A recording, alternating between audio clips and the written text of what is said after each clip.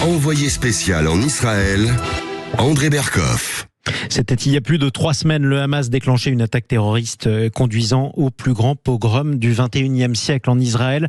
C'était le 7 octobre. Depuis, Israël prépare la reconquête de la bande de Gaza, au moins pour éradiquer, c'est le but affiché, le Hamas. On est en direct de Tel Aviv avec André Berkoff. Bonjour André Berkoff. Bonjour Jean-Marie. Et bienvenue chez vous sur Sud Radio, en direct de Tel Aviv, disais-je, dans un pays toujours en guerre qui attend notamment le retour de ses otages. Alors justement, vous parlez d'otages, Jean-Marie. On vient de vivre une scène assez...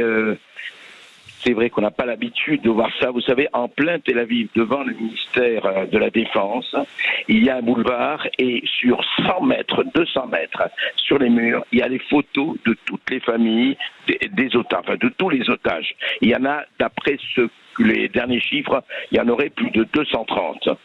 Et alors c'est évidemment... si vous voulez, c'est extrêmement, quel que soit le parti qu'on a, c'est extrêmement émouvant parce que il y a des vieux, il y a des photos de famille, il y a des vieux, c'est que les otages qui sont affichés sur pratiquement 200 mètres d'avenue, et il y a des bébés, il y a de tout, et de temps en temps, et ça c'est terrible, ils mettent tués. Cela disparu ou tué. Et alors vraiment, il y a quelque chose de très fort, et ils ont fait quelque chose, je crois qu'on l'a peut-être déjà montré à la télévision, c'est que devant le musée des Beaux-Arts de Tel Aviv, vous avez justement une longue table où il y a du pain, où il y a du vin, où il y a des plats, et où il y a 230 chaises, 209 chaises, je ne sais pas compter, mais plus de 200 chaises, style on attend les otages et pour qu'ils rentrent pour le repas. Oui. Et c'est tout à fait, c'est une image assez forte en tout cas de ce qui se passe et ce que les gens ont vu. Et Jean-Marie, on a discuté parce qu'il y a des gens qui sont là et ils sont tous effectivement des gens qui, soit des parents, soit des amis. Et vous savez ce qu'ils m'ont dit tous, c'est en grosso modo, si d'Israël, vous savez, tout le monde se connaît. Et il n'y a pas une personne qui m'a dit, je n'ai pas soit des amis, soit des amis d'amis, soit des gens qu'on connaît qui sont actuellement retenus. Et ça fait, c'est le climat, pour vous décrire un climat, il y a incontestablement un climat de très grande, je dirais, douleur et de très grande sidération, je dirais. C'est toujours la sidération, inquiet, etc. Voilà. Oui, le temps s'est arrêté depuis le 7 octobre en Israël. Chose importante et à rappeler, une grande partie de ces otages sont des civils et non pas des soldats de Tsahal. Certains ont été retenus en otage aussi, mais beaucoup sont des civils. Par définition, les bébés ou les personnes âgées, évidemment. Sauf que Israël est en train de conduire des opérations militaires très impressionnantes sur la bande de Gaza, qui font beaucoup de victimes, y compris du côté des civils gazaouis. Est-ce que ça veut dire qu'en Israël, on se prépare à la perte de ces otages parce que malheureusement, la priorité pour Tsahal, c'est d'éradiquer le Hamas et même plus de récupérer un otage? Alors, c'est ce que nous ont dit hier un général. Juste un mot d'ailleurs. Vous savez, c'est pas le baptême du feu. J'étais au Liban quand il y avait la guerre civile. Il y a eu des moments assez rudes. Mais par exemple, vous savez, ça fait aussi étrange. Vous êtes dans un bus pour entrer de Jérusalem à Tel Aviv, et tout à coup tout s'arrête. Vous voyez des gens sortir des voitures, se précipiter en disant alerte, alerte. Vous dites allez, sortez les bus. Attention et allez aux roquettes. sur les talus à plat ventre. Je veux dire, bon, comme ça n'a rien à voir avec ce qui se passe à Gaza et qui s'est passé dans les kibboutz, mais c'est quelque chose d'assez... là aussi, vous voyez, quand même ça a duré 1 minute, même pas, que vous sortiez du bus. Bon, ça c'était pour l'anecdote, je dirais. Mais au-delà de ça, oui, nous avons parlé hier avec 2 ou 3 membres des services de renseignement israéliens, évidemment pas d'actifs parce qu'ils n'ont pas le droit de parler, mais qui sont très très très proches. En 2 mots, ce qu'ils nous ont dit, ils ont souligné, ils disent on ne veut pas éradiquer le Hamas au sens que on ne veut pas tuer les 30 000 membres du Hamas, mais on veut éradiquer leur capacité militaire. C'est ce qu'ils disent. Ils disent nous n'arrêterons pas tant que le Hamas aura une capacité militaire, que ce soit dans les tunnels, que ce soit sur les missiles, que ce soit sur les armes. C'est-à-dire, en fait, ils veulent par tous les moyens démilitarisé au sens littéral du terme le Hamas. Oui. En tout cas, c'est ce qu'ils nous ont dit. Ils disent on a subi effectivement, alors deux choses. On a subi effectivement le mythe d'invincibilité, on en a parlé hier, le service de renseignement, etc. Mais il dit tout ça, on en parlera après. Pour le moment, ce n'est pas la question, ce n'est pas le problème de savoir qui est responsable de quoi. Bien sûr, il y a des responsabilités, mais on en parlera après. Pour le moment, alors ce qu'ils attendent de voir, c'est est-ce que la frontière nord va se réveiller avec le Hezbollah. Eux ne pensent pas. Ils pensent que ça aurait déjà été fait. Ils pensent, d'ailleurs, enfin encore une fois, je répète ce que me disaient les gens du renseignement. Ils disent en fait l'Iran mène une guerre par procuration. Procuration énorme par le Hamas et procuration pour eux par les Yéménites. Vous savez, les missiles qui ont été lancés du Yémen. Et on va en reparler d'ailleurs dans un instant. J'aimerais juste rebondir sur ce que vous disiez à l'instant, parce que malgré tout, le Premier ministre Benyamin Netanyahou, c'était peut-être une posture, mais il l'a dit publiquement, tout membre du Hamas est un homme mort. C'était il y a plusieurs semaines, mais après le 7 octobre. Donc malgré tout, c'est un objectif qui a été affiché. Alors vous parlez de ce qui se passe autour d'Israël, vous avez raison. Notez quand même, André, et ça fait beaucoup de bruit sur les réseaux sociaux, le Hezbollah s'amuse à communiquer sur ce qu'il pourrait annoncer dans les jours qui viennent, et notamment vendredi prochain, avec des vidéos sur une musique guerrière très énigmatique à la Hitchcock, où on aperçoit le turban de son leader Hassan Nasrallah, une horloge qui tourne et une date. Donc pour l'instant, le Hezbollah fait croire qu'il peut encore faire quelque chose. Alors absolument, non, mais personne ici, en tout cas en Israël, ne l'écarte. Les Israéliens se disent prêts à toute éventualité, y compris une attaque de Hezbollah. Si vous voulez, aujourd'hui, ce qui est tout à fait frappant, il faudrait que je vous parle de ça.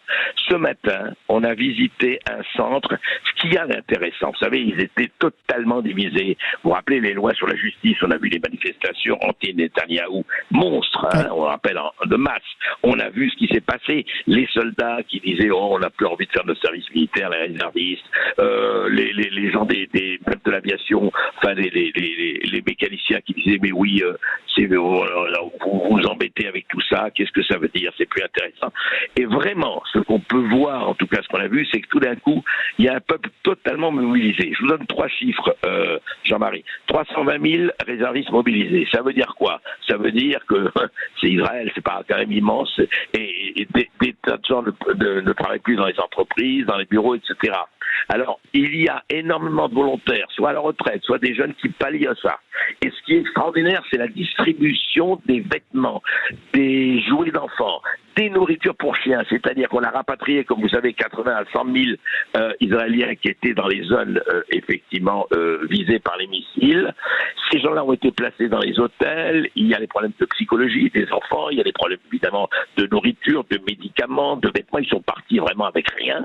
Donc, il y a une incroyable solidarité. Et vous savez, ils le font à l'Amazon, à la high-tech. C'est-à-dire, on a vu un centre de distribution, mais il y en a plusieurs comme ça, de 10 000 mètres carrés, on n'a pas eu le temps de tout voir, où les gens viennent classer par vêtements, par nourriture, par tout cela.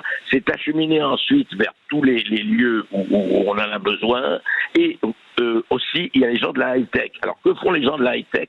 Pour les personnes disparues, ils essaient de savoir, parce que...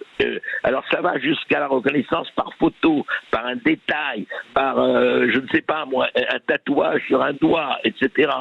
Ils nous ont montré ça, c'est tout à fait étonnant. C'est-à-dire qu'il y a aujourd'hui, en tout cas, dans ce pays, une mobilisation totale. Il n'y a plus de gauche, de droite pour le moment. Ça reviendra. Alors ça, c'est important, parce qu'on va y revenir, mais vous avez raison. Il y a vraiment une mobilisation générale à tous les niveaux. Je veux dire, les grands-pères qui s'occupent des enfants, les high-tech qui cherchent des algorithmes, etc., etc. C'est très sensible. Sauf que, et parlons de ce qui fâche, y compris en Israël. Vous êtes en direct de Tel Aviv, André. C'est peut-être la ville la plus laïque d'Israël, la grande ville la plus laïque d'Israël. Vous l'avez dit, 300 000 réservistes sous les drapeaux actuellement, mais tous les Israéliens ne font pas leur service militaire ou ne font pas l'armée. Et ça fait polémique depuis longtemps dans ce pays. Ça doit le faire davantage encore en ce moment. Les ultra-orthodoxes et les religieux ne font pas l'armée. Tout à fait. Alors, c'est en train de changer. On en avait parlé hier, Jean-Marie. C'est en train de changer en ce sens que, effectivement, et il y en a même, vous savez, il y a des sectes d'Atorei Karta ultra, je veux dire, intégristes qui reconnaissent même pas l'existence d'Israël et qu'on montre d'ailleurs quelquefois dans les photos avec leur paillote de ça. Non, ce que je crois, c'est qu'aujourd'hui, en tout cas, c'est ce qu'on nous a dit. Encore une fois, je répète. Ce que vous voyez, ce que vous entendez. En 2 mots, je vous ai parlé hier de seconde guerre d'indépendance.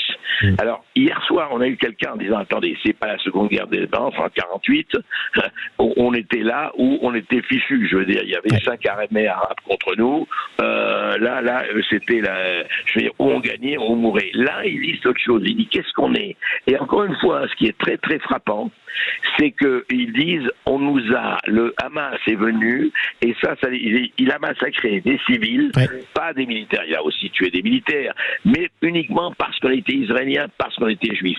C'est-à-dire, en tout cas, ils le ressentent comme ça, et ils disent, notre seconde guerre d'indépendance, c'est pour absolument manifester, non pas qu'ils sont devenus religieux et qu'ils sont convertis, j'ai parlé à des athées, enfin, mais il dit, c'est notre identité, et visiblement, on ne veut pas accepter notre identité, on veut l'éradiquer. Ça, c'est quelque chose qui, aujourd'hui, et c'est en ça que, si vous voulez, quand on a parlé 11 septembre, Pearl Harbor et compagnie, comparaison n'est pas raison, mais le 7 octobre est vécu vraiment comme une espèce de choc en disant, voilà, vous n'êtes pas content, on veut dire, vous n'êtes pas ici chez vous, et tant que vous serez là, eh ben, on passera de vous tuer. En tout cas, c'est vraiment ressenti comme ça, Jean-Marie, et c'est ressenti, et aussi, alors, le message qu'ils nous font passer, après, chacun prendra comme il veut, ils disent, mais vous croyez que vous êtes protégés à Paris, en Europe, et ben demain, ce sera chez vous. Les gens qui veulent éliminer tout ce qui n'est pas dans leur intégrisme à eux et dans leur radicalisme à eux, eh bien, ils vont d'une manière ou d'une autre les éliminer.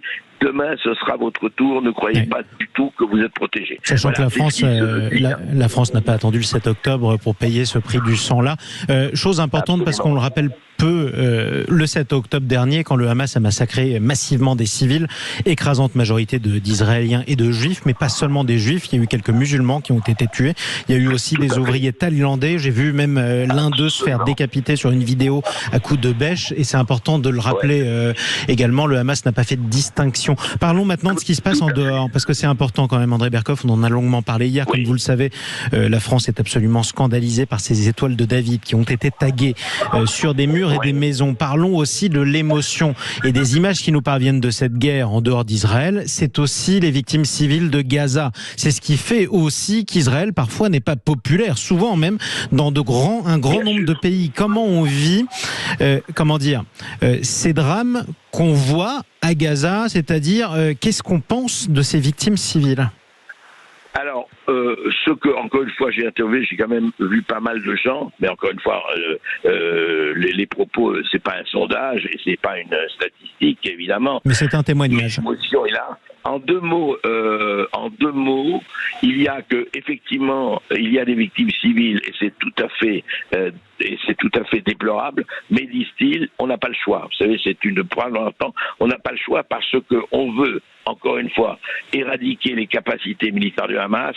Le Hamas, encore une fois, disent-ils, se cache sous des hôpitaux. Vous savez tout le monde parle de cette ville souterraine, évidemment, et qui existe avec les souterrains, mais ils empêchent les civils d'aller, on leur a dit d'aller dans le sud, ils ne veulent pas, ils les empêchent d'aller dans le sud, et évidemment, il y a ce qu'ils appellent des dommages collatéraux, c'est tout à fait déplorable, mais qu'est-ce que vous voulez faire? On ne peut pas faire un cessez-le-feu maintenant, disent-ils, parce que dans 2 semaines, 3 semaines, 1 mois, 6 mois, ça va recommencer. Et si ça recommence, et c'est ça encore une fois la grosse différence, c'est qu'avant il y avait les tirs de missiles, il y avait quelques commandos qui rentraient, qui attrapaient un otage. Là, ça n'a pas été ça, ça a été un massacre. Et donc ça, c'est vécu, et tous les vieux fantômes, qu'on le veuille ou pas, encore une fois, des années 44, même si c'est au Moyen-Orient, reviennent à la surface, très très fortement. C'est vraiment, si on ne comprend pas ça, c'est pas une Shoah, c'est pas ça, mais c'est, allez, nous, on n'est pas là, il faut qu'on soit éliminé, on est de trop. Et ça, c'est donc il dit, comment voulez-vous qu'on combatte le Hamas si on n'y va pas, en tout cas. Et encore une fois, ce que je vous avais dit hier, Jean-Marie, apparemment, en tout cas, personne ne veut occuper Gaza, mais y entrer et mettre le Hamas hors hors de combattre, c'est très très clair que c'est l'intention. À supposer qu'il y ait... Est-ce qu'il y aura une régionalisation du conflit. Et pour revenir à ce que vous dites, bien sûr que c'est évidemment que c'est impopulaire. Qui aime voir des photos de civils bombardés, d'enfants bombardés? C'est terrifiant. C'est pour ça que c'est très très très dur. C'est une histoire qui est vraiment vécue de manière extrêmement forte des deux côtés, je dis bien des deux côtés, mais qui est vécue de manière extrêmement dramatique. Et franchement, on se dit, on voit pas, aujourd'hui en tout cas, on ne voit pas la sortie. Et qui semble insoluble surtout, et c'est ce que vous dites. Et qui semble en tout cas insoluble quand on constate les émotions qui sont générées de part et d'autre autour de ce conflit. Dernière question, et ça nous amènera à la transition de ce qui va suivre dans votre émission, André Berkoff. Est-ce qu'en Israël, on a le sentiment qu'il n'y a que l'Occident qui soutient le pays ? Ils ont l'impression, même pas, ils ont l'impression qu'il n'y a que l'Amérique qui soutient le pays. Ils pensent que l'Europe n'est pas là. L'Europe, enfin, si, il y a eu des manifestations, attention, il y a des manifestations de solidarité de groupes ou individuels très forts. Vous savez, je vous parlais, il y a énormément de gens qui sont venus d'Europe, des centaines de gens high-tech venus pour distribuer, pour contribuer, que ce soit, financièrement ou logistiquement, on veut dire attribuer énormément. Il y a des milliers de gens qui arrivent effectivement pour aider. Maintenant, sur le plan géopolitique, ils ont l'impression que l'Amérique, effectivement, est là, que l'Europe, oui, elle est là, mais du bout des lèvres. En tout cas, c'est ressenti comme ça. Est-ce qu'on est optimiste pour les heures qui suivent ou pas ? Écoutez, ça, la seule chose qu'ils disent, c'est que effectivement aujourd'hui, on a toujours vécu dans l'aléatoire, mais aujourd'hui, c'est plus aléatoire que jamais. En tout cas, disent-ils et redisent-ils, nous, on est totalement unis, il n'y a plus de gauche, enfin, pour le moment, mais je vous l'ai dit, nous sommes totalement unis, mobilisés, et incontestablement, disons que ça a été un très très dur choc, mais un choc de rappel énorme. C'est-à-dire que c'est une société qui a été vraiment touchée au flanc, qui a été touchée très violemment, et qui se disent, et je finis là-dessus, et qui se disent, au fond, c'est quoi notre identité ? C'est vraiment la question de dire on se bat pour quoi ? Est-ce qu'on se bat pour Israël, État juif, État en tout cas de différence, ou on se bat pour quoi ? Quelle est notre identité ? C'est pour ça que l'histoire de la guerre d'indépendance est vécue. Aujourd'hui, c'est pas l'indépendance qui est en question, c'est plus que l'indépendance pour eux, c'est pourquoi Israël, pourquoi on est là, et si effectivement on a à redéfinir ce pourquoi on est là. Eh bien, merci André Berkoff. Soyez prudents et bon retour de Tel Aviv. Je rappelle à tous ceux qui nous écoutent et à qui vous pouvez manquer que vous serez de retour demain à midi dans tous vos états comme de juste. Restez avec nous sur